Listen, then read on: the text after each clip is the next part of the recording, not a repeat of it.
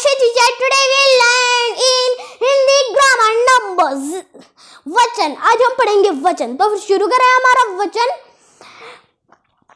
शब्द के जिस रूप से एक या एक से अधिक होने का बोध हो उसे वचन कहते हैं। कि शब्द के जिस रूप से या तो एक हो या एक से अधिक होने का जब बोध होता है उसे ही हम वचन कहते हैं। अब देखिए वचन के भेद। वचन के दो भेद होते हैं, एक वचन और बहुवचन। पहला एक वचन, शब्द के जिस रूप से संज्ञा सर्वनाम की केवल एक संख्या का ही बोध होता है उसे हम एक वचन कहते हैं। ये देखिए, एक का मतलब एक चीज और वचन मतलब कि कहना एक चीज ही। तो फिर इसलिए ये हो गया एक वचन। और बहु का मतलब बहुत, ऐसे बोलते हैं बहुत और बहु, मतलब कि बहुत का मतलब बहुत सारा और बहुत वचन। अब देखिए, शब्द के जिस रूप से संज्ञा या सर्वनाम की केवल एक ही संख्या का बोध हो उसे हम एक वचन कहते हैं। एक का मतलब एक ही संख्या का, नहीं कि दो तीन कर दो आप। दो तीन तो इस बहुवचन में आएंगे, बहु वाले वचन को बहुवचन शब्द।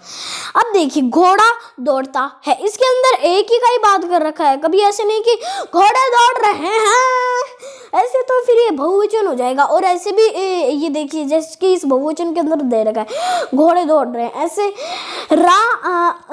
राम के पास एक खिलौना है, मतलब कि राम के पास एक ही तो है। और अगर यहाँ पे दे दे श्याम के पास में दो खिलौने हैं तो फिर ये एक वचन में हो जाएगा राम वाला और श्याम वाला बहुवचन के अंदर। कुछ शब्द सदैव एक वचन रूप में ही प्रयुक्त होते हैं, कुछ शब्द हैं वो हमेशा एक वचन में ही प्रयुक्त होते हैं। चलिए हम नीचे चलते हैं। फिर अब देखिए, अब कुछ शब्द सदैव वो एक वचन रहते हैं, उन्हें वो कौन कौन से, जैसे कि पानी, सॉरी एक वचन ही तो है, पानी हमेशा एक वचन ही रहता है ना। और जैसे कि जनता भी हमेशा एक वचन ही है।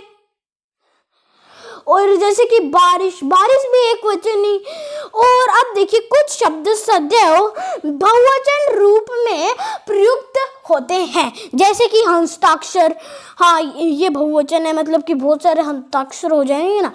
और बाल मतलब कि बहुत सारे बालक। और प्राणी मतलब कि बहुत सारे प्राण। और होश मतलब कि बहुत सारा होश आ जाता है। लोग मतलब कि बहुत सारे लोग होते हैं। और समाचार मतलब कि बहुत सारे समाचार ही तो होते हैं। और दर्शन मतलब कि बहुत सारे भगवानों के दर्शन करते हैं। और आंसू मतलब कि बहुत सारे आंसू ही तो होते हैं हमारे। अब देखिए, अब आदर सम्मान प्रकार करने के लिए एक वचन शब्द भी बहुवचन की तरह ही प्रकट होते हैं। कि आदर सम्मान जब हम करते हैं तब जो एक वचन है वो भी बहुवचन की तरह ही प्रकट होते हैं। जैसे कि ये देखिए, पिताजी गाड़ी चला रहे हैं, तो फिर इसके अंदर भी ये देखिए एक वचन है, वो बहुवचन हो गया ना। तो फिर अब हम चलते हैं नेक्स्ट। ये देखिए, अगर आप ऐसे सोच रहे होंगे कि पिताजी गाड़ी चला रहे हैं, तो फिर यहाँ पे रहे क्यों आ रहे हैं? तो फिर ये देखिए, ऐसे बोलेंगे क्या, पिताजी गाड़ी चला रहा है, ऐसे थोड़ी ना बोलेंगे। ऐसे बोलेंगे पिताजी गाड़ी चला रहे हैं। हम किसी को आदर देने के लिए ऐसे ही तो बोलते हैं, गुरुजी हमें पढ़ा रहे हैं, है ना। तो फिर अब देखिए, अगर आप पूछोगे कि यहाँ पे एक वचन के अंदर पानी, जनता, बारिश, ये तो बहुत सारा पानी भी हो सकता है और बहुत सारी जनता भी हो सकती है और बारिश भी बहुत सारी हो सकती है। तो हम ऐसे थोड़ी ना बोलेंगे कि इसने बहुत अधिक पानी पी लाया, क्योंकि बारिश आ रहे हैं, मतलब कि बारिश आ रहे हैं, ऐसे नहीं बोलेंगे, बल्कि ऐसे बोलेंगे बारिश आ रही है। इसलिए इसको एक वचन में किया गया है। अब देखिए, अब हम नेक्स्ट पढ़ते हैं।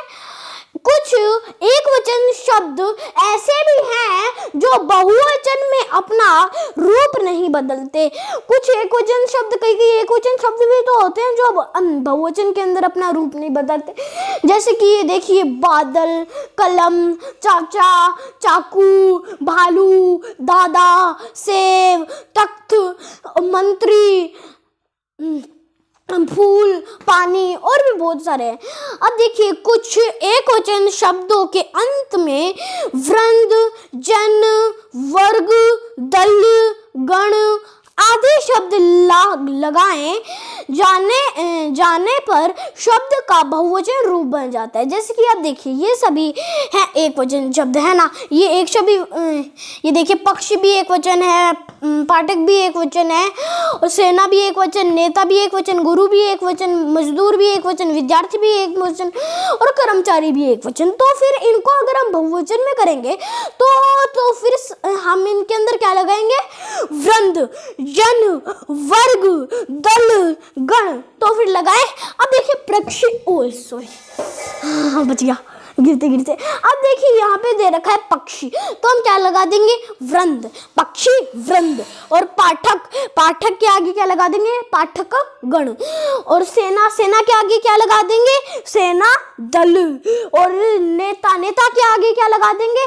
नेता गण। और गुरु, गुरु के आगे क्या लगा देंगे? जन, गुरु प्रणाम गुरुजन, ऐसे भी तो बोलते हैं। अब मजदूर, मजदूर के आगे क्या लगा देंगे? मजदूर, मजदूर वर्ग। अब विद्यार्थी दे रखा है तो हम विद्यार्थी के आगे भी तो वही लगाएंगे, हेलो विद्यार्थीगण, ऐसे ही तो बोलते हैं, हाँ?